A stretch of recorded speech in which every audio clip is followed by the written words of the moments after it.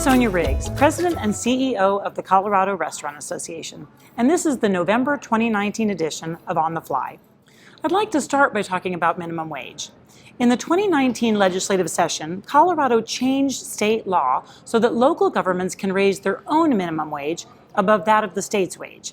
It maintained the existing tip credit of $3.02 per hour for regularly tipped employees. The law required a robust stakeholder process by those considering increasing the wage, and it was written such that no municipality would be able to raise minimum wage before January of 2021. But the city of Denver is trying to move faster. City Council's current plan is to vote later this month on raising the local minimum wage to $12.85 per hour on January 1st, 2020, to $14.77 per hour on January 1st, 2021, and then to $15.87 per hour on January 1st, 2022.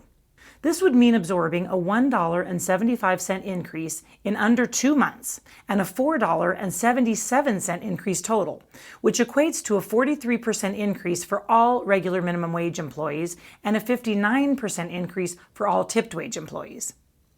We're hearing from you that the implementation of this increase will force you to increase prices, cut staff, change business models, or simply shut your doors. We're fighting Denver on this proposal for several reasons. First, we believe they are breaking state law by pushing this to be passed a year before the legislature intended. Second, Denver rolled out its plan prior to any stakeholder meetings and frankly has still not conducted what we would call a robust stakeholder process. Third, we believe an increase like this should be done at a slower pace, like other cities around the country have done, in order to give businesses time to adjust. How are we fighting? More than 60 of our members met with the city to voice concerns, and we've encouraged members to contact their city council person to explain how this proposal impacts them. If you haven't already done so, please reach out to your city council member today.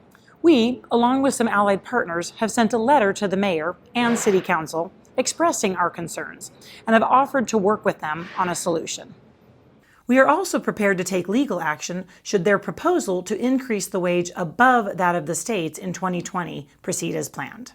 The minimum wage discussion doesn't end in Denver. We expect to see other municipalities make similar proposals next year. Already, we're hearing Fort Collins and Summit County are discussing increases. Fort Collins is planning a stakeholder process for 2020. Many more cities are waiting until after the November election to make plans. If you hear of other proposals in the works, please reach out to our office so we can help. As we continue to discuss wages in this industry, it is clear that many people don't understand that large minimum wage increases tend to benefit the highest earners, or front-of-the-house employees, at the expense of lower earners, or back-of-the-house employees, in full-service restaurants. There's also a general misunderstanding of just how and why tipping works. If you encounter legislators or curious public who have doubts about the American tipping model, I encourage you to check out whytippingworks.com.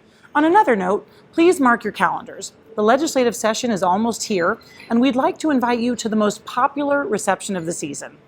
The CRA Blue Ribbon Legislative Reception always draws a large crowd of elected officials. We want you to be there too. Every year, legislators and special interest groups introduce hundreds of bills, many of which directly impact your business, either by adding burdensome regulations or hurting your bottom line. Your presence at this reception helps us to be more effective because your personal stories effectively communicate the difficulties and pressures faced in this industry. We talk with legislators throughout the year, but it means so much when they can speak directly to you. Join us at History Colorado on January 8th and let's show our state legislators the full force of our industry. If you'd like to get some additional attention, volunteer your restaurant to provide tastes at the event. Find participation links on our website. I'm Sonia Riggs, and this has been On the Fly.